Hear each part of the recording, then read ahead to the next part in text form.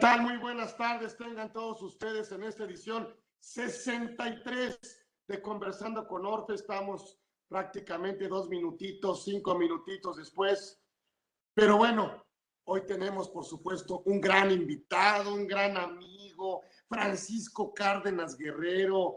Por supuesto, bueno, miembro de nuestra comunidad Orfe, gran expositor. Qué mejor lo buscamos a propósito para que nos hablara de temas selectos de la reforma fiscal, con ese carisma, con ese conocimiento, por supuesto, que tiene y que obviamente, bueno, pues no necesita grandes presentaciones. La verdad es que me da hablar de Paco Cárdenas, pues ese es hablar, por supuesto, de un referente, de un gran amigo, de un gran fiscalista, dentro de siempre de un marco ético, legal y siempre amigo de nuestra institución, que siempre muy generosamente nos permite y pedirle que esté con nosotros aquí en su casa, por supuesto. Y pues yo me siento muy contento no solo de contar con su amistad, sino de siempre tener pues siempre su participación, siempre su talento, siempre su liderazgo en el ámbito fiscal y por supuesto, pues tenerlo para que nos hable de esta reforma fuerte, mi Paco, fuerte, dura, dura, que también tiene beneficios, pero yo creo que sí le da muchas posibilidades a la autoridad de, me permites decirlo así, pudiera abusar de lo que la ley o el paquete económico fiscal está tratando de permitir en el tema, por supuesto, recaudatorio. Entonces, platícanos, mi Paco. Francisco Cárdenas Guerrero está con nosotros aquí en Conversando con Orfe. Gracias, Paco. Gracias, Carlitos. Muy buena tarde. ¿Me escuchan bien? Sí, adelante, mi Paco. Muchas gracias, como siempre, Carlitos, por la invitación. Muchas gracias por el privilegio de estar contigo, de estar con todos nuestros amigos que nos ven y nos escuchan el día de hoy. Muchas gracias por participar con nosotros. Y pues vamos a comentar algunos aspectos relevantes de esta reforma fiscal, o más bien de la iniciativa de reforma fiscal para 2022, que fue entregada por el Ejecutivo el 8 de septiembre pasado y que, pues como bien lo decías, Carlitos, tiene visos tremendos de un incremento en la recaudación, como lo vamos a ver ahorita. Por un lado, vemos que se incorpora un régimen de confianza para los contribuyentes, personas físicas y para personas morales, pero por otro lado vemos que se incrementan las facultades de comprobación para las autoridades, más candados y más desconfianza por diferimiento en las deducciones, como lo vamos a ver en algunos aspectos. A mí me gustaría, si te parece bien, Carlitos, iniciar con la parte genérica de lo que es el panorama económico de manera general, ley de ingresos, después ver algunos temas relacionados con impuestos sobre la renta. Si te parece bien, lo vamos manejando de esa forma, Carlitos. No sé si estés de acuerdo. Claro que sí, mi Paquito. Muy bien. Ya no me asustes tanto, ya estoy asustado, créeme. Bueno, ya hemos tenido aquí diversas pláticas y nos hemos dado cuenta de esta Difícil. situación A que lo estamos mejor pasando, quisiera ¿no? aprovechar, pudiera yo, pues, empezar a preguntarte, si me lo permites. Yo sí voy a tomar clase, yo sí voy a abusar de tu presencia. No, no me hagas leer de más. A mí dame el resumen. Muy bien, muy bien. Pero bueno, a ver, a lo mejor te puedo empezar a preguntar. A ver, dime algo importante, me parece, son temas selectos que hemos pedido, hemos seleccionado para aprovechar tu excelentísima presencia y talento. ¿Cuáles son los cambios en materia de usufructo y nuda propiedad, por ejemplo? Muy bien, muy bien. Bueno, pues empecemos por señalar lo que entendemos por usufructo para poder entender la reforma. El usufructo como tal es un desmembramiento de la propiedad. La propiedad como derecho real oponible a terceros tiene tres grandes atributos. Entre ellos tenemos el derecho al uso oponible a terceros, el derecho al disfrute, es decir, disponer de los frutos, y el derecho a la disposición del bien, poder enajenarlo, gravarlo, etcétera. Cuando nosotros vemos ese desmembramiento de la propiedad en el sentido de que transmito el derecho a otra persona ajena a mí, en donde le voy a permitir el uso y le voy a transmitir el disfrute, entonces hablamos de usufructo. Entonces, el usufructo es un desmembramiento de la propiedad porque por una parte el usufructuario va a tener el derecho al uso y va a tener el derecho a disponer de los frutos, pero el propietario ahora se convierte en nudo propietario y va a tener únicamente la disposición. Ese es el desmembramiento. Entonces, este usufructuario tiene derecho al uso y al disfrute y el nudo propietario a la disposición. Esta figura del usufructo no estaba regulada de manera expresa en la ley del impuesto a la renta y ahora, a partir de 2022, es cuando se propone incorporar en el artículo 18 una modificación. Pero antes de ver esa modificación, hay que entender qué pasa con la transmisión del usufructo cuando esta persona transmite este derecho o estos derechos al usufructuario y recibe una contraprestación. Siempre se ha considerado que hay un ingreso percibido por motivo de esa contraprestación y es un ingreso acumulable. Hasta ahí va bien. Pero ¿qué pasa con el que lo enajenó? El que enajenó ese derecho, transmitió ese derecho. Tiene también la posibilidad de deducir el costo correspondiente para poder determinar, en su caso, la ganancia o la pérdida. Aquí, Carlitos, si recuerdas, hay un criterio no vinculativo que señala un abuso que algunos contribuyentes llevaban a cabo cuando comparaban el precio o la contraprestación, perdón, recibida por la transmisión del usufructo contra el costo total del inmueble en este caso. Entonces, generaba una pérdida indebida y eso lo señala el propio criterio no vinculativo. Entonces, en el entendido de que cuando se transmite de forma onerosa ese derecho al usufructuario, entonces se obtiene un ingreso, el costo proporcional para determinar en su caso la ganancia o la pérdida. Hasta ahí vamos bien. ¿En dónde viene el cambio? O la propuesta.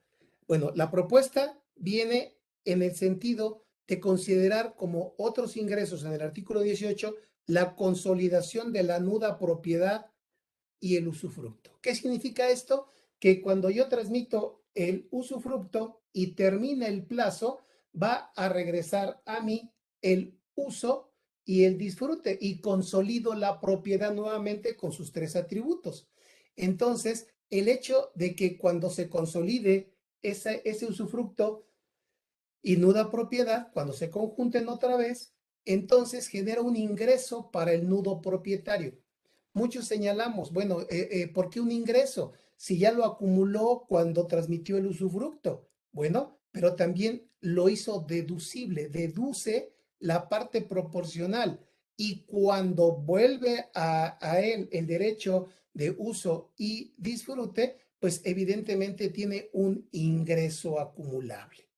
Esta partecita, si lo ven en números, sí les va a coincidir, porque por un lado, si yo tenía un valor de 100 pesos del total del inmueble, y vamos a suponer que de esos 100 pesos, 50 corresponden al uso y al disfrute, y lo transmití, perdón, en 50, pues tengo un ingreso de 50 y un costo de 50, pues no hay ganancia. Y cuando retorna, voy a tener el ingreso de 50, claro, que es lo que originalmente percibí cuando lo transmití. Y cuando otra vez se consolida la propiedad, vuelvo a tener nuevamente un patrimonio mayor. Cuando lo transmití, mi patrimonio se disminuyó. Cuando regresa, mi patrimonio se vuelve a incrementar. Esa es la razón. Ahora, también aquí señala el momento en que se considera ingreso. El momento es cuando se consolida la nuda propiedad del usufructo con base en el valor del derecho del usufructo y lo acumula el nudo propietario. Nada más 2 puntos más. Los notarios que intervienen en ese tipo de operaciones deberán informar a la autoridad sobre dicha situación dentro de los 30 días siguientes a la fecha en que se realice la operación. Y el segundo, que ahora de manera expresa en el artículo 19 se señala la forma de determinar la ganancia en la enajenación del usufructo de la nuda propiedad. Aquí señala que la ganancia se determina, ojo, restando del precio el monto original de la inversión en la proporción del precio que corresponda al atributo transmitido, no el total, sino solo en la proporción que le corresponda, ya sea al usufructo o a la nuda propiedad. Yo veo aquí 2 situaciones, Carlitos. Mira, la primera, cuando hablábamos de la transmisión del usufructo, no está regulada esa parte todavía en renta, está regulada la consolidación, pero no está regulada la transmisión. ¿En qué momento se acumula el ingreso? Considero que hace falta señalar el momento de acumulación, porque no estamos en presencia de enajenación de bienes, ni de prestación de servicios, ni del otorgamiento del uso goce temporal de bienes. Considero que debiera ser en el momento que se obtiene el ingreso, de acuerdo al artículo 17 de la Ley del Impuesto a la Renta. Y el segundo comentario es que, en mi opinión, al señalar que se compare para determinar la ganancia el precio contra el monto original, ¿qué pasa si ya venía yo deduciendo ese bien? No debería de ser el monto original, sino el saldo pendiente por deducir proporcional. Considero que ahí también está un punto importante en este tema, Carlitos. No sé cómo lo veas. Sí, creo que yo esperaría que lo aclararan ahora como un agregado en el análisis que va a pasar por la Comisión de Hacienda en la Cámara, me parece. Pero pues también no les des tantas ideas, ¿eh? Bueno, estamos aquí en confianza nada más, Carlitos, Porque platicándolo. una cosa es decir sí procede y otra cosa es cuándo procede. Claro, claro, claro, Es definitivamente. igual de decir, sí te digo que sí, pero no te digo cuándo. Correcto, No, correcto, Carlitos. a mí me queda siempre muy claro cuando me lo explicas, pero a ver, si ya háblame si quieres, podríamos pasar a otra inquietud, a otro tema que tenemos de la reforma. Yo sí quisiera aprovechar el tema de créditos incobrables. Todo un tema, porque hasta hoy tenemos 2 momentos para la deducción de créditos incobrables: en el ejercicio en que se consuma la prescripción o en el ejercicio en que se dé la notoria imposibilidad práctica de cobro. Esta parte de la notoria imposibilidad práctica de cobro no es algo limitativo, es algo enunciativo porque señala entre otros. Lo que tenemos hasta 2021 es que se considera, entre otros casos, notoria imposibilidad práctica de cobro cuando el crédito sea mayor, la suerte principal del crédito sea mayor a 30,000 UDIs, más o menos 200,000 pesos, con la sola presentación de la demanda de pago ante la autoridad judicial o con tan solo haber iniciado el procedimiento arbitral, lo podemos hacer deducible.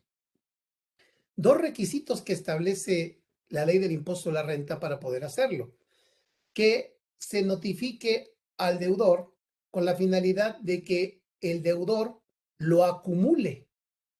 Nosotros lo hacemos deducible y el deudor lo acumule. ¿Esto qué trae como consecuencia? Que volvamos al mismo punto en el que partimos. El que dedujo, acumula. y el que acumula deduce. Es decir, cuando yo te vendí mercancía, yo acumulé y tú hiciste deducción. Ahora que no me pagas, ¿sí? Yo deduzco y tú acumulas para que las cosas queden en los mismos términos. Se tiene que presentar una declaración el 15 de febrero para señalar el monto de la deducción y la persona que es el deudor para que lo acumule. Así estamos hasta 2021. ¿Cuál es la propuesta para 2022? Modificar este artículo 27 en su fracción 15 para que ahora no se pueda deducir tan solo con la presentación de la demanda, sino que son dos requisitos ahora. Que se obtenga una resolución definitiva. Fíjate nada más, Carlitos, ¿eh? Ya no solamente presenta, ahora espérate un año mínimo, 2, 3 o hasta 4 años en que obtengas la resolución definitiva. Y no solamente eso, sino que debes demostrar también que agotaste todas las gestiones para ejecutar esa resolución definitiva. Oye, sí, tienes razón, cobra, ok, voy y lo embargo, voy y busco bienes, tengo que agotar todas las posibilidades para ejecutar la sentencia. Esto me puede llevar, repito, pero así mínimo, desde un año y medio hasta 5, 4, 5 años. Yo esta reforma la veo totalmente recaudatoria. Dice la exposición de motivos, Carlitos. Dice que hay abuso por parte de los contribuyentes. Yo quiero ver en dónde está el abuso cuando en su momento yo lo hacía deducible, pero otro lo acumulaba. ¿En dónde encontramos el abuso? Entonces, no considero que haya un abuso, considero totalmente fuera de lugar esta reforma y solamente con la intención de diferir el momento de mi deducción, Carlitos. Eso. Mira, yo no tenía dudas que en el simple requisito de presentar la demanda, yo podía tomar la deducción, aunque la ley literalmente así lo mencionaba. Esto me hace pensar que lo de 2021 sí procede con la presentación de la demanda. Sí, por supuesto que sí, sí.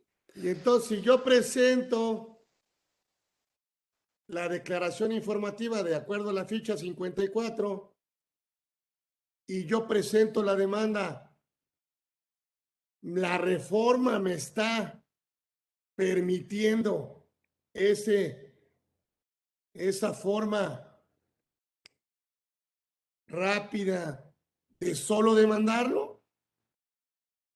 Sí, sí, O sea, nosotros nunca asesoramos anteriormente, pero ahora la reforma me está dando hincapié en que la autoridad que sí te pedía en las revisiones, sí, por lo menos un reconocimiento de adeudo, por lo menos que se haya admitido la demanda, sí, claro. no solo su presentación. Quiere decir que con la simple presentación de créditos, con un plazo de vencimiento de la principal después de un año, hasta 2021, procederían solo presentando la demanda. La radicación a la que te refieres, presentada y aceptada la demanda, considero que sí. Y de ahí parte precisamente la exposición de motivos, las razones. Pero también hay otra cosa. ¿Por qué no pudiera proceder si lo que estamos haciendo es, como te repito, dejar las cosas como estaban cuando no teníamos, cuando hicimos esa operación? Esa es la parte que no hay que perder de vista, porque yo acumulé en crédito, el otro dedujo en crédito. Ahora me están diciendo, como vas a irte a una controversia, no sabes si vas a ganar, no sabes si vas a perder, deja las cosas como estaban antes. El que acumuló deduce y el que deduce acumula. Eso lo considero correcto, no lo considero como una forma de evadir el pago.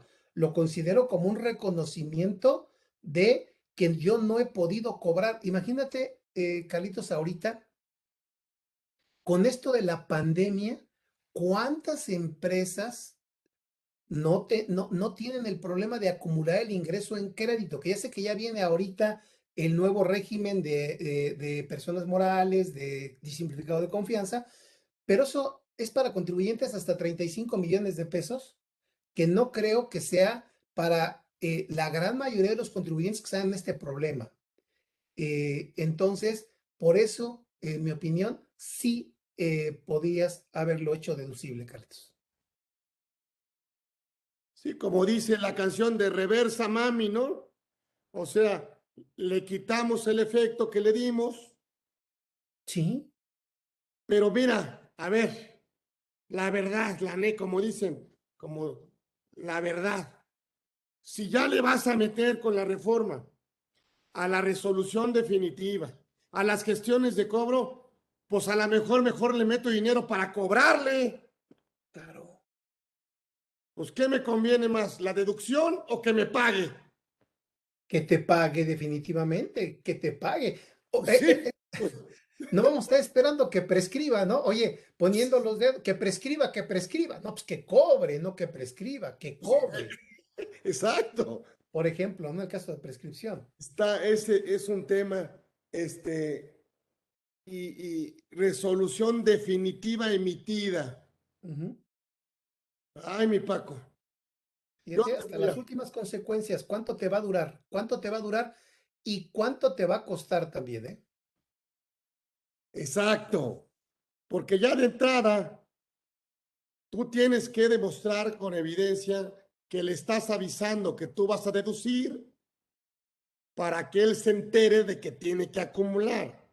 Así es, así es. Entonces, no sé, no me encanta. Yo creo que la deducibilidad de este 27 fracción décima quinta prácticamente se queda a la prescripción. Así Yo es con creo que algunos, por los acreditar la tiempos. notoria imposibilidad práctica de cobro antes de que prescriba, pues basta.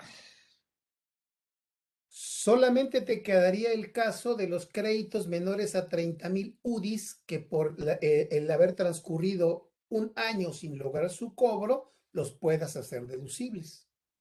Correcto. Ese queda igual, no hubo modificación. Hasta 200,000 pesos después de un año, a la fecha de su vencimiento, órale. Esa es la deducción que te podría quedar. La demás te va a costar, te vas a pelear y si le vas a meter dinero, pues mejor es para cobrarle, no para deducirlo. Totalmente, totalmente. Pero, pues está bueno. A ver, ahora háblame, por favor, es que yo ya estoy estudiando desde ahorita. ¿Cómo se determina la CUFIN ahora? Ese es un súper tema muy controvertido, pero vamos a tratar de con números eh, aclararlo. Mira, desde hace muchos años que se incorporó en la ley del impuesto a la renta la no deducibilidad de la PTU causada y en el tiempo, la PTU llegó a ser deducible en algunos años y después deducida. Entonces, estos puntos son importantes por aclarar. La redacción del actual artículo 77, en donde señala cómo se determina la UFIN, es una redacción bastante imprecisa. Y la autoridad publicó por ahí un criterio normativo que vamos a ver ahorita para efecto de aclarar la determinación de la UFIN. Pero tenemos que irnos a la historia para entender bien de qué se trata. De manera rápida. Mira, lo que proponen lo que proponen para el 2022 el Ejecutivo es que yo calcule o que se considera utilidad fiscal neta la que se obtenga de restar, me queda claro, al resultado fiscal el impuesto a la renta. Perfecto. Pero luego señala que reste el importe de los no deducibles del artículo 28, excepto las fracciones 8 y 9, y excepto la PTU. Pero ve a cuál PTU se refiere. Al artículo 9, fracción primera. Se refiere a la pagada. No se refiere a la causada, porque refiere al 9, fracción primera. El artículo 28 de la Ley del Impuesto a la Renta, fracción 26, si mal no me equivoco, señala que no es deducible la participación de los trabajadores ni de cualquier otra persona en las utilidades de la sociedad. No es deducible la PTU causada.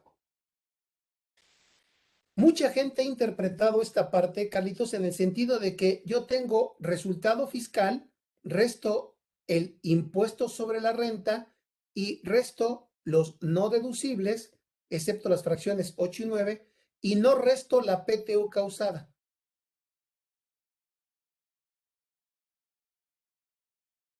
Así se está interpretando para que no se duplique, porque en el ejercicio siguiente, esa PTU que fue causada en el ejercicio anterior va a disminuir el resultado fiscal del ejercicio siguiente y se va a duplicar el efecto. Entonces, esta redacción sigue siendo, en mi opinión, equivocada.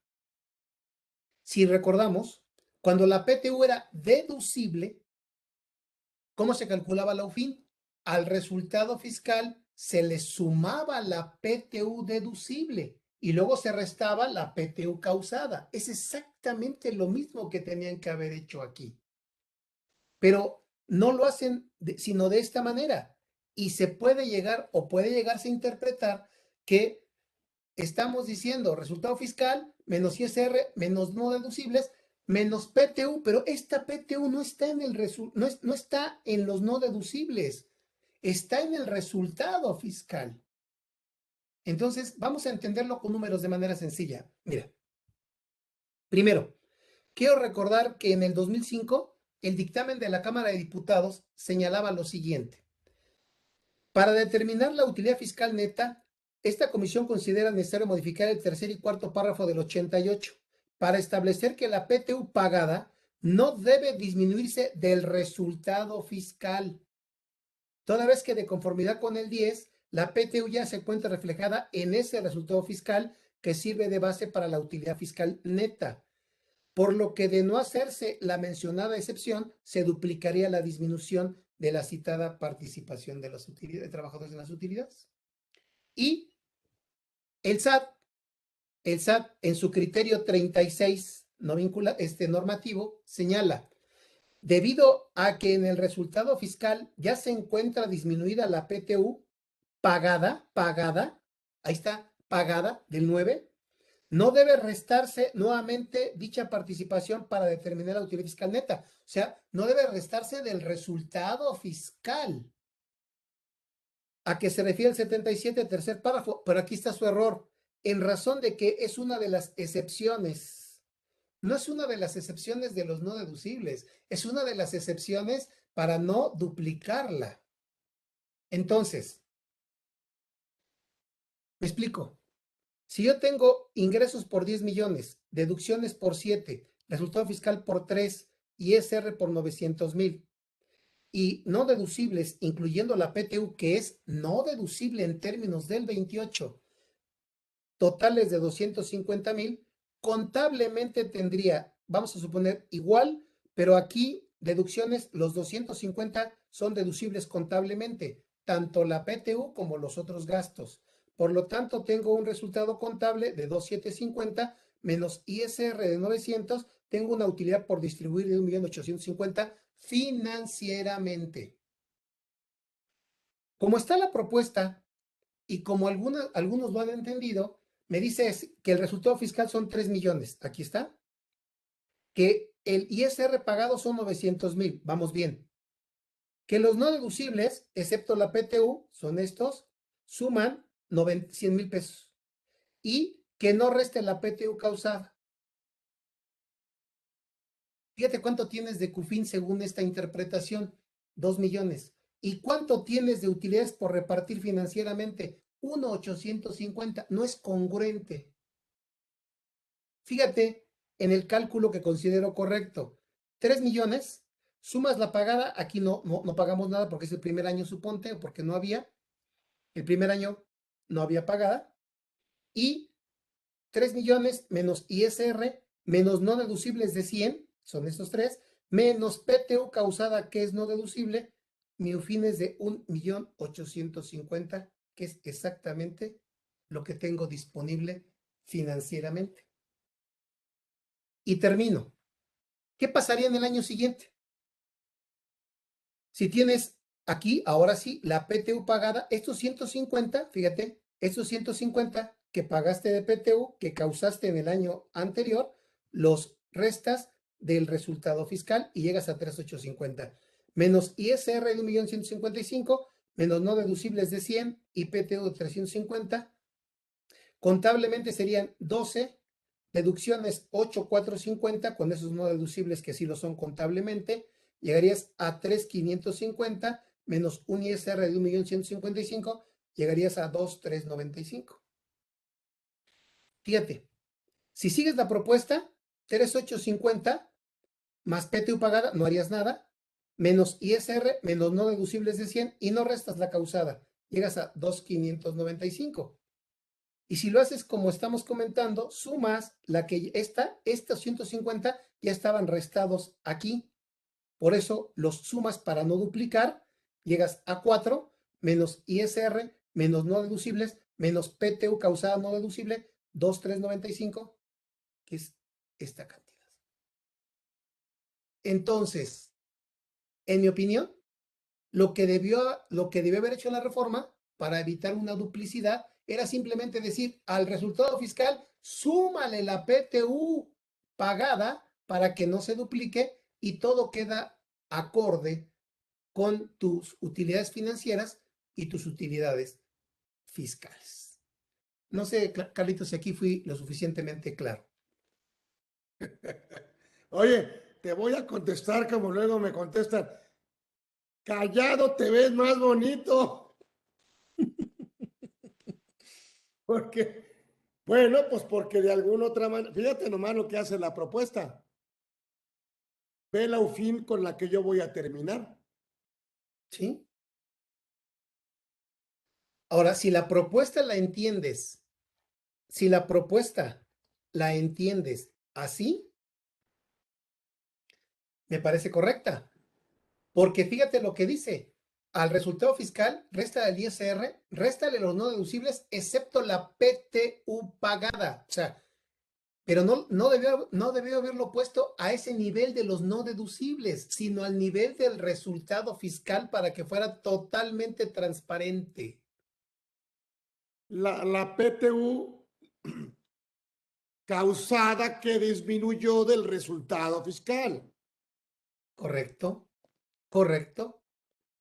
La pagada la disminuyó del resultado fiscal. La causada fue no deducible. Entonces, la PTU pagada que tiene que ver con el 9 y no con el 28. Exactamente, exactamente. Y mira, mucha gente se emociona porque dice, ¿y por qué no te gustaría una UFIN de esta cantidad? Yo te pregunto, si tienes UFIN de esta cantidad y tienes un resultado contable de esta cantidad, no No la vas puedes. a poder repartir. ¿Para qué? Claro, que si por otros tipos de conciliación contable fiscal te genera una utilidad financiera contable mayor, pues bueno, pudiera llegar a convenirte, pero estás difiriendo nada más, porque fíjate mi diferencia. Si tú sumas la UFIN de aquí, 2 millones de ese año, y la UFIN de aquí, 2,595, son 4,595,000. Y si sumas la UFIN determinada a 1.850.000, que es lo contable, y 2.395.000, que es lo que tienes contable, son 4.245 que es contra. lo de alguna manera repartible. O sea, nadie va a dar lo que no tiene para acabar pronto. No puedes dar lo que no tienes. Y fíjate, tu diferencia va a ser 350 nada más, que es esta. O sea, vas a ir difiriendo un año esta PTU. Es lo único que haces. No la pones como no deducible y la restas como pagada. Eso es lo que están haciendo mucha gente. No la resta como no deducible y la resta como pagada. Ya no se duplica, pero no tiene el mismo efecto. Nada más eso es lo que quiero aclarar. Excelente. Yo creo, yo espero, lo deseo que corrija, ¿no? Que lo aclaren, que lo pongan claro. Que lo pongan claro para que no haya este problema, que me encanta el tema, tú lo sabes, pero muy preciso, muy conciso, muy bien explicado, mi Paco. Háblame de la capitalización delgada, ándale. Ah, caray.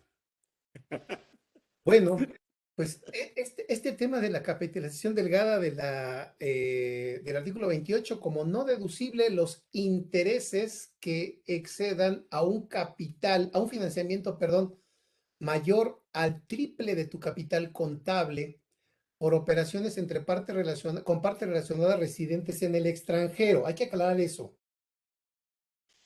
Esta fracción 27ª del artículo 28 se refiere a operaciones con partes relacionadas a las cuales les pagas intereses residentes en el extranjero. Es una cláusula antielusión, antiabuso, y señala que, repito, tu capital contable, el triple de tu capital contable es la cantidad máxima que te genera un interés deducible. Si tienes un crédito mayor, entonces el interés del excedente no es deducible. Ahora, ¿qué tenemos hasta 2021? Tenemos una opción de poder considerar, en lugar del triple del capital contable, el promedio anual de los atributos fiscales de la persona moral, que son la CUCA, la CUFIN y la CUFIN reinvertida. Vamos a ver aquí de manera sencilla cómo teníamos un saldo inicial de la CUCA y un saldo final en el ejercicio para llegar a este promedio. Así de la CUFIN, y aquí no tenemos CUFIN-RE. Por lo tanto, podríamos considerar como capital contable 330.000 en lugar del capital contable de acuerdo a normas de información financiera. Y eso por 3 sería el financiamiento máximo que genera un interés deducible. Aquí hay varios cambios. Primer cambio que considero muy importante es que ahora para esta opción agregan disminuir el saldo de las pérdidas pendientes de disminuir de ejercicios anteriores. Esto creo que tiene lógica, porque en tus atributos fiscales de la CUCA y de la CUFIN y la CUFIN-RE no están incluidas esas pérdidas y sí forman parte de tu valor fiscal. Por ello es que es correcto el que se disminuyan.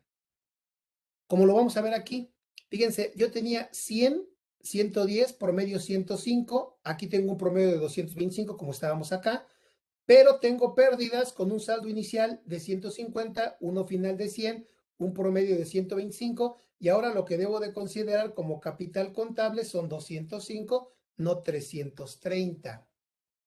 Es correcto. Lo mismo pasa cuando nosotros calculamos el monto original ajustado de las acciones para determinar el costo promedio.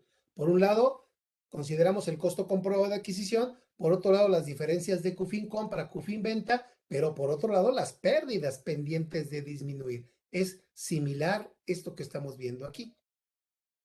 Eso me parece bien. Ahora, lo que creo que está mal y tienen, o bueno, deberían corregir es cuando señalan que no puedo ejercer esta opción cuando el resultado de la operación antes mencionada sea superior al 20% del capital contable. Mal redactado, porque lo que tiene que tener es congruencia el capital contable contra los atributos fiscales, tiene que ser congruente, pero no decir que el 20%, en mi opinión, lo que debió haber dicho era un 20% arriba del capital contable como máximo, no un 20% del capital contable. Voy a ver un ejemplo. Con este mismo dato, aquí está, los 205, y dice que yo no puedo tomar esos 205 si excede del 20% del capital contable. Si mi capital contable, aquí está la propuesta, fuera de 180,000, el 20% serían 36,000 y mi opción son 205. No puedo tomar esta opción, tengo que tomar el capital contable. El 20% del capital contable, prácticamente nunca podrías tomar esta opción si lo tomas así. ¿Cómo es? En mi opinión, lo que debería haber redactado es 180,000 por 1.20, o sea, un 20% más, 216. Ok, entonces no puedes tomar más de 216. En lugar de 180, voy a tomar 205 que tengo aquí, y esos 205 son los que puedo optar y tiene congruencia con mi capital contable. No sé si habías visto este punto, Carlitos, ¿cómo lo ves? Y ahorita vamos a los otros dos. Ya te dije que estoy estudiando todavía. No me Este, engañes. Grave, pero bueno, ¿no? Grave, sí, ¿no? sí está muy grave, es que le da es un tema de esta imprecisión, le da, no sé, no quiero convocar una inseguridad jurídica para el contribuyente en este tipo de cálculos y de papeles de trabajo y de auditorías. Híjole, porque estás hablando aquí de un elemento, bueno, prácticamente, pues de una deducción. Claro, claro. Pues sí, No es lo mismo el triple de 205 millones al triple de 180 millones. es correcto. Entonces, Y ese es el punto importante. Ahora, mi pregunta es, el que elige esta opción desde este año 2021 y años anteriores, no puede cambiarla por un periodo no menor de 5 años. Entonces mi pregunta es, aquí viene un segundo punto, no hay ningún transitorio que señale qué va a pasar con los que ejercieron la opción años anteriores, porque a ellos no les habías dicho que no excediera de ese 20%. Y ellos tienen que seguir con esa opción porque no la pueden cambiar en 5 ejercicios. ¿Qué va a pasar con eso? ¿Es un derecho adquirido? ¿No es un derecho adquirido? en materia fiscal prácticamente hemos perdido derechos adquiridos. Exactamente. Pero imagínate la consecuencia de alguien que venía aplicando de esa manera y que lo dejes con esta redacción de superior al 20%, haces nugatorio totalmente la opción. No, no sirve para nada la opción. Ahora, hay que recordar, y eso se sigue prevaleciendo, el que los contribuyentes que no utilicen para la elaboración de sus estados financieros las normas de información financiera tendrán que de manera obligatoria llevar a cabo este cálculo. No van a tomar el triple de su capital contable como lo tienen, sino tendrán que hacerlo con base en sus atributos fiscales. Pues vamos a ver los indicios de inconstitucionalidad. Así es, así es.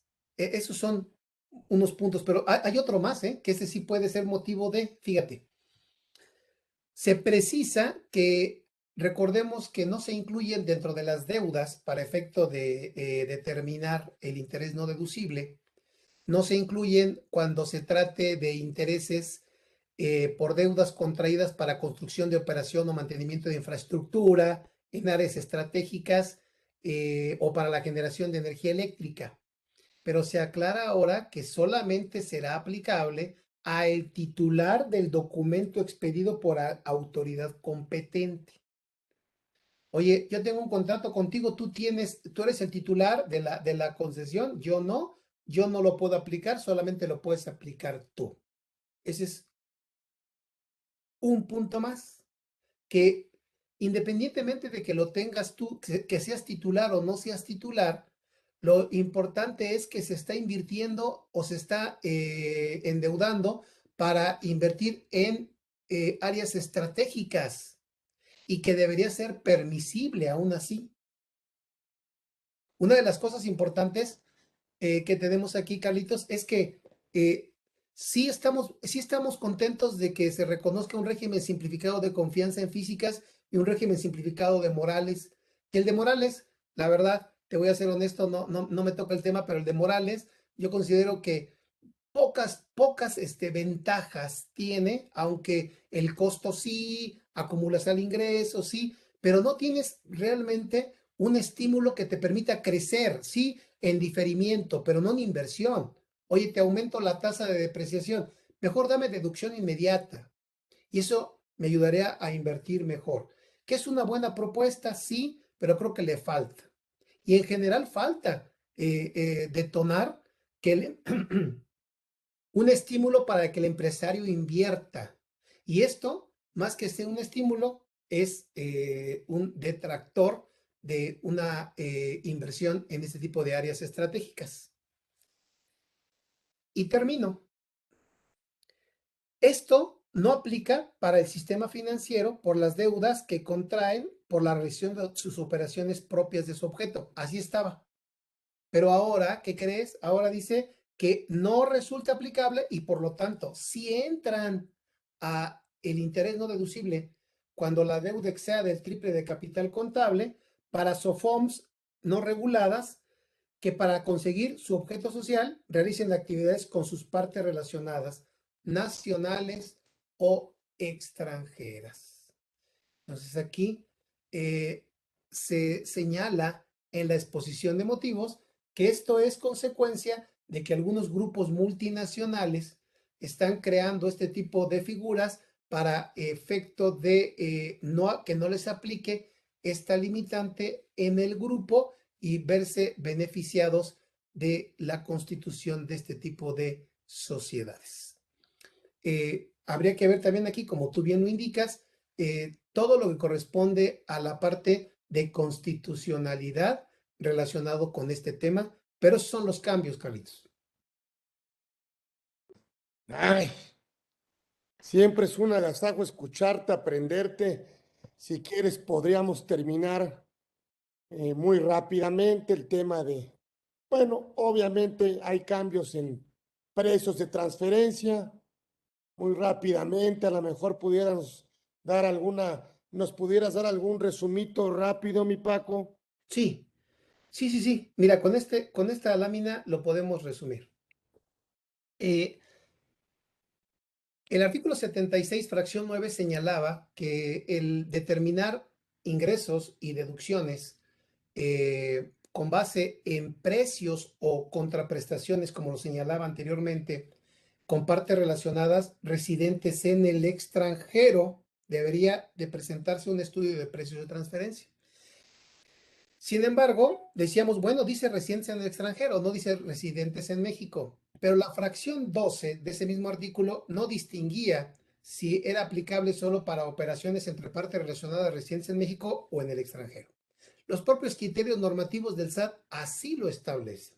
Sin embargo, ahora el cambio precisamente es señalar de manera precisa que aplica sin distinción de si la parte relacionada es residente en México o es residente en el extranjero. Por lo tanto, es bien importante, primero, no perder de vista el concepto de partes relacionadas.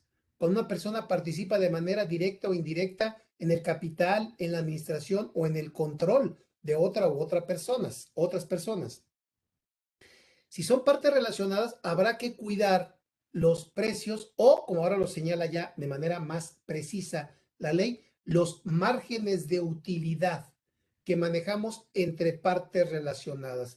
Va a ser importantísimo, importantísimo contar con el estudio de precios de transferencia en operaciones entre partes relacionadas de grupo, sea nacional o sea extranjero. Ahora, el otro cambio consiste en que teníamos obligación de presentar una declaración anual de operaciones con partes relacionadas, pero solo para residentes en el extranjero.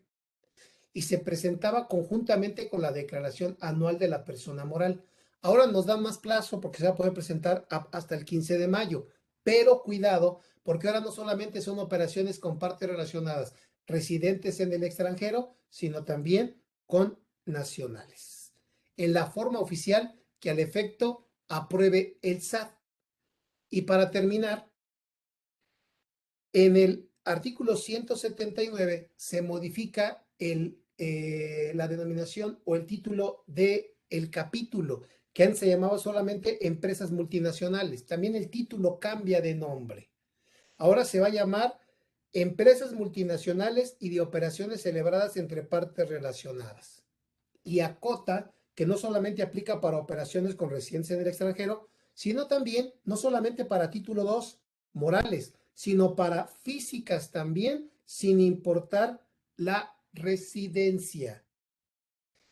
Y se señala que para la determinación de la aplicación de los métodos para determinar precios de transferencia, se obtenían rangos que se podían ajustar mediante la aplicación de métodos estadísticos.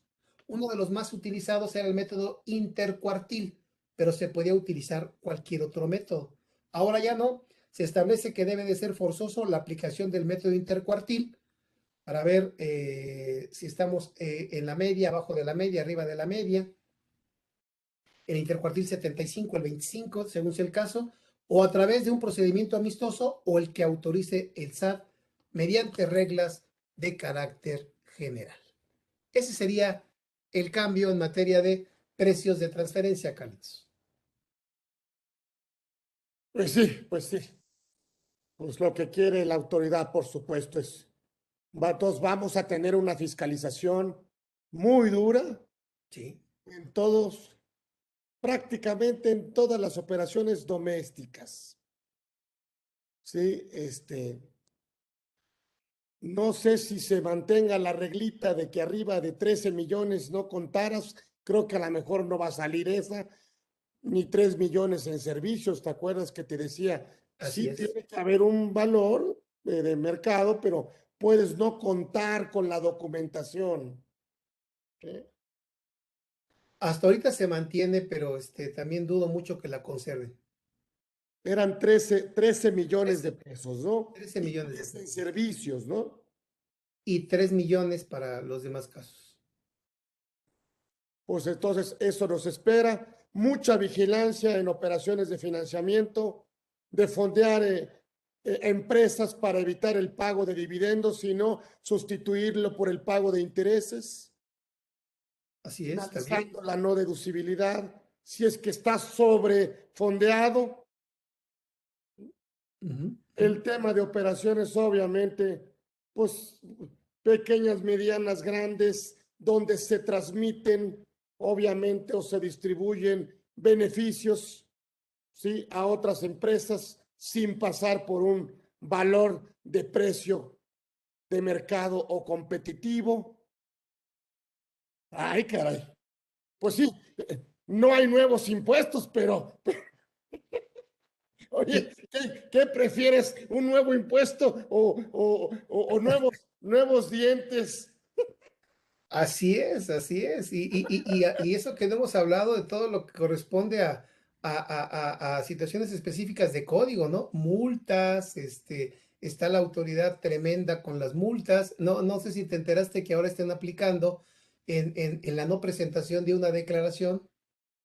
Fíjate, una declaración no aplica la multa del inciso A del 82 de fracción primera de los 1,400 pesos, sino que aplican la multa del inciso D, me parece, que son 15,000 pesos por cada concepto. Tengo un Totalmente.